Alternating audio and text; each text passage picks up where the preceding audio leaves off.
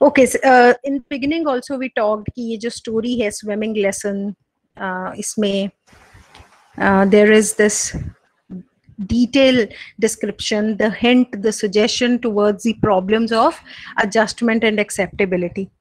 और ये जो है adjustment का issue, acceptability का, ये किसके concern में है? Migrants के concern में. जो immigrants जो हैं वो adopted country में जहाँ पे वो जाके settle होते हैं अपनी place, अपनी country छोड़कर, तो they face a typical dilemma. और ये कौन सा dilemma है? Sense of belongingness. जहाँ पे रूट्स हैं वो, या जहाँ वो नई जगह में पहुंच के सेटल हो रहे हैं वो. तो ये मतलब you whenever you make a question answer of on this story, you will talk in the beginning paragraph, you will talk about this point that I'm mentioning, that the story, it deals with the problems of adjustment and acceptability. किसके लिए? वो migrants, वो immigrants जो एक new place में जाके settle हो रहे हैं, बिकॉज उनके अंदर ये फीलिंग रहती है सेंस ऑफ बिलोंगिंगनेस की, एक डिलेमा है उनके अंदर. और ये जो फिजर है, जो चेज्म है, ये जो डिफरेंस होते हैं, फिजर, खाई है जो दो कल्चर्स की, जब ये बढ़ती है then there is always a sense of alienation, एक अकेलापन, जो एक एलियनेट हो जाता है इंसान. इस स्टोरी में we see when we read the story कि जो ये राइटर है मिस्ट्री,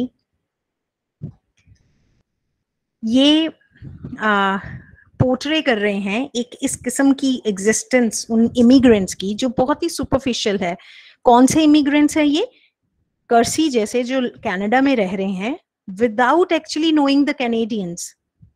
ये जो टेंशन है जहाँ पे there is this want, there is a desire to belong, and there is desire to retain, to hold that identity. अपनी आइडेंटिटी, अपना वजूद भी रखना चाह रहे हैं, उस पर्टिकुलर एरिया को बिलोंग भी होना चाहते हैं. ये इस कहानी में डिलीनेट होता है. हम देख रहे हैं नैरेटर का जो प्रेजेंट है वो बार बार जैसे कहानी चल रही है अफेक्ट हो रहा है उस नैरेटर के पास्ट के साथ. उसके पास मेमोरी है अपने पेरेंट्स की. क्यों है ये इतना ज्यादा? क्योंकि उसकी प्रेजेंट लाइफ में बहुत लोनलीनेस है. So you need to understand कि ये जो पेंडुलम की तरह कहानी में चलता है ना शिफ्ट, एक तरफ मेमोरी है उसके पेरेंट्स की, एक तरफ मेमोरी है उसकी पास्ट की, और एक तरफ उसका प्रेजेंट लाइफ है जो लोनलीनेस से भरा हुआ है. ये जो लाइफ है, जो कनाडा में उसकी लाइफ है, ये इतनी मीनिंगफुल कब होती है? जब वो अपनी लाइफ को कंपेयर और कंट्रास्ट करता है मुंबई, बॉम्बे की अपनी लाइफ से. अब हम देख रहे हैं उसकी अपनी जो बिल्डिंग है वहां पे वो जो ओल्ड और इनवैलिड मैन है, उसको देखते ही उसको अपने ग्रैंडफादर की याद आ जाती है. वो ये भी ध्यान, ये हमने की ना बातें कि कैसे वो अपने मदर की जो स्ट्रगल है या उनका जो एफर्ट्स हैं अपने ग्रैंडफादर की केयर के लिए, वो क्यों उसके दिमाग में आता है? क्योंकि यहाँ पे कनाडा में जो उसको ओल्ड मैन मिला है उसका तो ही सीज कि उसको कैसे ट्रीट करते हैं उसके अपने, और वो फिर अपनी मदर को याद करता है कि मेरी मदर ने कितना ज्यादा माइन्यूटली और केयरफुली उनको अटेंड किया. ओके, सो वी सी, और हम क्या देख रहे हैं इस कहानी में? नैरेटर जो है उस ओल्ड मैन को बहुत इस तरीके से तो अच्छे से जानते हैं ना कि he talks to him many times, और एक दिन वो रियलाइज भी ये करता है, suddenly he makes this realisation कि उसको तो उसका नाम भी नहीं पता. So when this story has this point कि वो जब उसके दिमाग में आता है कि मेरे को तो नाम तक नहीं पता, and the old man dies before the narrator gets an opportunity कि वो पूछ भी सके उससे नाम. ओके, इस कहानी में जो स्विमिंग है, स्विमिंग ये एक मेटाफर है. स्विमिंग एज अ मेटाफर किसके लिए मेटाफर है? एक्सेप्टेबिलिटी के लिए. अगर नैरेटर को असिमिलेट होना है, कैनेडियंस में घुल मिल जाना है, उनके जैसा एक बन जाना है, तो उसको भी swimming, he must know swimming. क्यों? क्योंकि नहीं तो वो फ्रिंज मार्जिन पे रहेगा. वो जो वहां का कल्चर है, swimming is an integral part, और अगर वो ही नहीं सीखेगा तो नोबडी विल एक्सेप्ट. सो ये जो है कहाँ हमें दिखता है? ये वाला इंसिडेंट जब वो पहली बार स्विमिंग लेसन के लिए जाता है और जब वो देखता है कि लोकल पूल का पानी भी क्लोरीनेटेड वाटर है, तो उसको ये तो बड़ा फॉरेन सा एलिमेंट लगता है। तो ये जो राइटर है रोहिंटन मिस्ट्री, एक ऑटोबायोग्राफिकल मूड में ना वो उन डिफिकल्टीज को पोर्ट्रे कर रहे हैं जो उन्होंने भी खुद फेस की हैं कनाडा में, क्योंकि वो खुद भी स्विम नहीं कर पाते थे उस टाइड, उस वे में, और उसको किस तरीके से जब वो एज एन इमिग्रेंट उन्होंने खुद महसूस की वो डिफिकल्टीज लर्निंग स्विमिंग, वो ही उन्होंने यहाँ पे पोर्ट्रे करने की कोशिश की है। तो हम देख रहे हैं कि जब ये narrator towards the end of the story he overcomes his fear of water, तो वो सिर्फ वाटर का फियर ओवरकम नहीं हो रहा, there is this development of confidence that he feels that now he will be accepted in this society. तो वो जैसे ही he learns to swim, ये एक सिंबल बन जाता है किस चीज का, overcoming the problems of being an immigrant. तो वो एक स्टेप है जहां पे वो एक इमिग्रेंट होने के बावजूद भी there is this symbol, there is this metaphor to show that he becomes one with the Canadian. हालांकि उस तरीके से इक्वल तो नहीं हुआ, राइट, लेकिन एक पार्ट ऑफ द सोसाइटी वो बन गया है। और बहुत सारी कुछ सेक्सुअल ओवरटोन्स भी हैं नैरेटर की ड्रीम्स की, और वो बहुत ही रियलिस्टिकली और आयरॉनिकली दिखाया गया है, because a young man living there may have certain dreams. अब हम अगर बात करें इस स्टोरी की कि इसमें हमारे पास जो कैरेक्टर्स हैं, एक तो प्रोटैगनिस्ट ही है जो नैरेटर है इस कहानी का, और दूसरा वो जो ओल्ड इनवैलिड मैन है टोरंटो में, राइट, और दो और कैरेक्टर्स हैं नैरेटर के पेरेंट्स जो बॉम्बे में है। तो हम देख रहे हैं कि कोई बहुत ऐसी डिटेल्स तो नहीं दी ना, लेकिन इतनी स्किलफुली जो स्ट्रोक है कैरेक्टराइजेशन के, कि हमारे सामने ऑथर नैरेटर भी क्लियर करता है बिल्कुल, वो बाकी के 3 कैरेक्टर्स भी हमारे सामने हैं।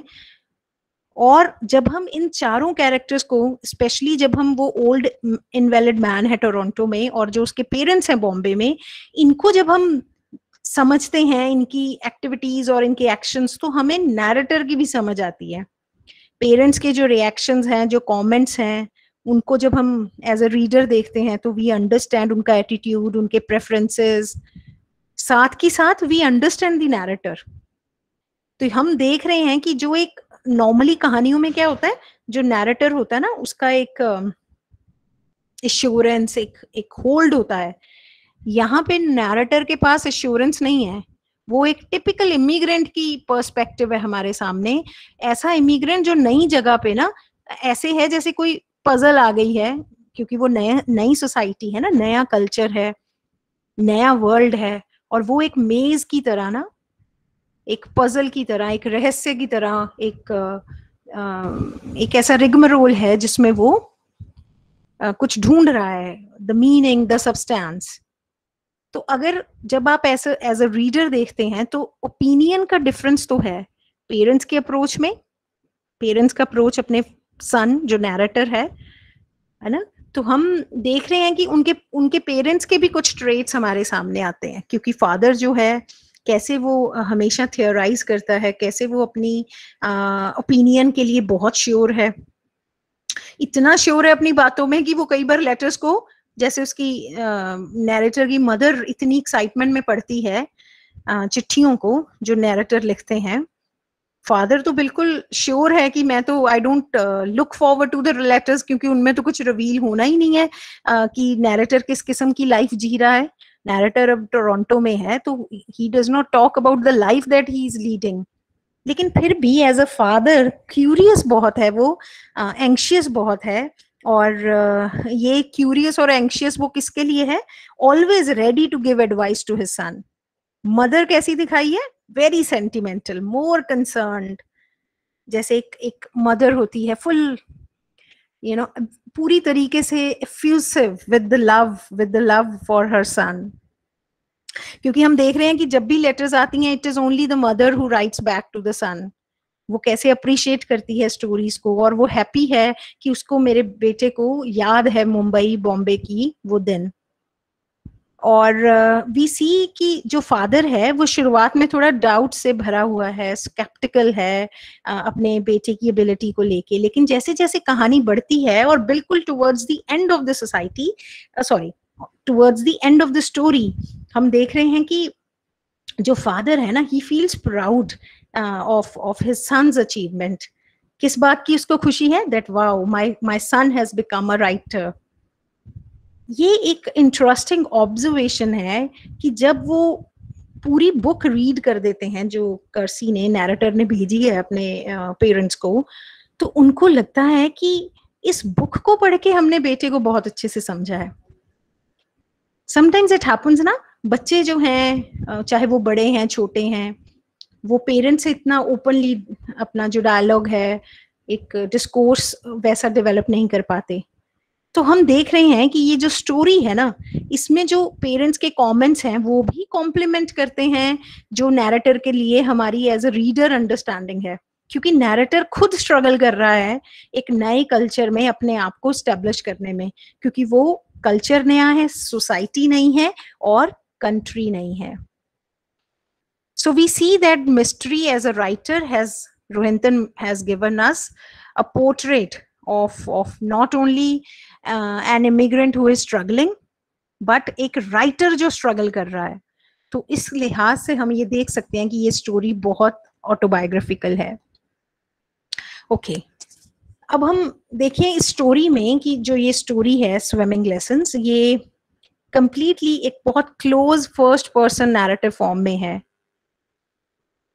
यूनिक भी है और इंटरेस्टिंग भी है, क्योंकि नैरेटर अपनी लाइफ डिस्क्राइब कर रहा है, टोरंटो में उसकी लाइफ, और साथ ही साथ वो मुंबई बॉम्बे में अपने पेरेंट्स, अपने पास्ट को भी कनेक्ट कर रहा है।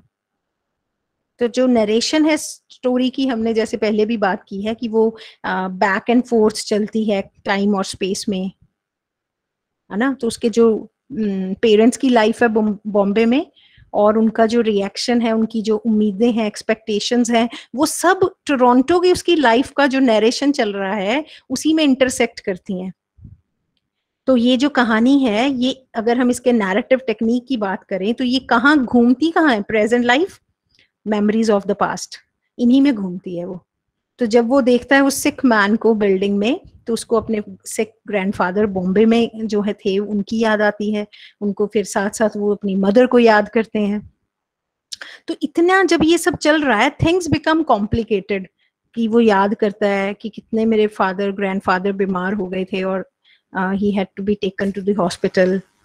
और फिर हम देखते हैं जब नैरेटर स्विमिंग लेसन्स की रजिस्ट्रेशन के लिए जाता है, तो फिर उसको क्या याद आता है? चौपाटी बीच में जब वो स्विमिंग के लिए कोशिश की, लेकिन जैसे ही वहां पे गया, इतनी गंदगी, इतना फिल्थ, इतना गार्बेज कि वो हालांकि वो डीप ब्लू सी है चौपाटी बीच का, लेकिन वो वहां स्विम नहीं कर पाया। सो वी सी कि जो कहानी का नैरेशन है, जो स्टोरी टोरंटो में चलती है, वहां पे इंटरसेक्ट करते हैं उसके पेरेंट्स के रिएक्शन भी। जो वो लेटर्स लिखता है बॉम्बे में, उसके जो पेरेंट्स रह रहे हैं, ये रिएक्शंस हमें इटैलिक्स फॉर्म में है, जिससे कि वो मेन नैरेटिव के अंदर एक सब टेक्स्ट लगता है कि सब टेक्स्ट आ गया है। और कर्सी ने जैसे अपनी ये जो बुक है अपने घर भेजी है कि मेरे पेरेंट्स इसको पढ़ेंगे, और वो उनकी डिस्कशन, उनका जो कंटेंट है, तो हमने देखा, ये हम पहले भी बात कर चुके हैं ना, कि पूरा ये वाली बात है कि कर्सी जो नैरेटर है, उसने अपनी बुक भेजता है, वो उनका रिएक्शन, उनका डिस्कशन, जो भी उनके कंटेंट्स पे उनकी व्यूज है, तो ये भी एक सब टेक्स्ट आ जाता है पूरी होल कलेक्शन का। तो ये मतलब कितनी सारी इंटरसेक्शंस है, कहानियों में इंटरसेक्शन है, लेकिन वैसे थीम पे भी, प्रेजेंटेशन में भी इंटरसेक्शन है। तो ये इंटरसेक्शन बड़ा क्लेवरली हैंडल किया गया है। और ये पूरी जो हम देख रहे हैं, जब मदर और फादर डिस्कस करते हैं आपस में, उसमें तो सेंटेंसेस ऐसे चलते हैं बिना किसी पॉज के, ऐसे जैसे फ्लूइड हो जाता है ना कोई चीज, जो चीज टूटती नहीं है, ब्रेक नहीं करती, अनब्रोकन जो कॉन्टिन्यूटी है, उसको दिखाने के लिए कि सब कुछ ना मिक्स जैसे मिक्स हो गया है, डायरेक्ट को इनडायरेक्ट से मिक्स कर लिया है, इतने सेंटेंसेस लेंदी हो गए हैं, जैसे कि कोई, जैसे वो मदर की एक्साइटमेंट दिखाई है, साथ में फादर भी पूरे खुश हैं कि हमारे बेटे ने नॉवल बुक लिख दी है, कलेक्शन ऑफ स्टोरीज लिख दी है। तो वो जो एक ब्रेथलेस एक्साइटमेंट है वो शो करने के लिए लैंग्वेज भी वैसी हो जाती है स्टोरी की। तो वन सेंटेंस इतना लेंथी हो जाता है कि पूरा पैराग्राफ बन जाता है। तो वो लैंग्वेज और इमोशन का फ्लो दिखाया जा रहा है। सो ये इस तरीके से हम देखेंगे कि जो रोहिंटन मिस्ट्री है ना, उन्होंने अपनी स्टोरी में बड़ी ही क्लेवरली, बड़े डेप्थ के साथ, स्किल के साथ स्टोरी के अंदर एक कमेंट्री ऐड की है, अपनी ही राइटिंग के ऊपर एक क्रिटिक लिखा है। तो जैसे हमने पहले बात की थी वो बिल्कुल क्लियर हो रही है कि दो ट्रेडिशंस को यूनाइट किया है उन्होंने।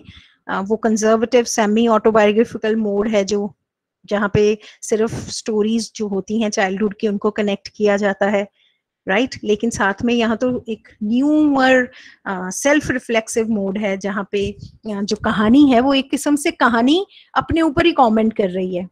तो ये एक स्टोरी एक ऐसा स्टेचर गेन करती है, ये एक ऐसा एग्जाम्पल बनती है कि अगर हम ये कहें कि एक इफेक्टिव कॉम्प्लेक्स नैरेटिव टेक्निक जिसके डबल पर्पस हैं वो इस कहानी के जरिए क्लियर होते हैं। So you need to understand, जब आप इस स्टोरी की बात करेंगे अपने आंसर में भी, कि this story talks about the adjustment, the assimilation of the migrants.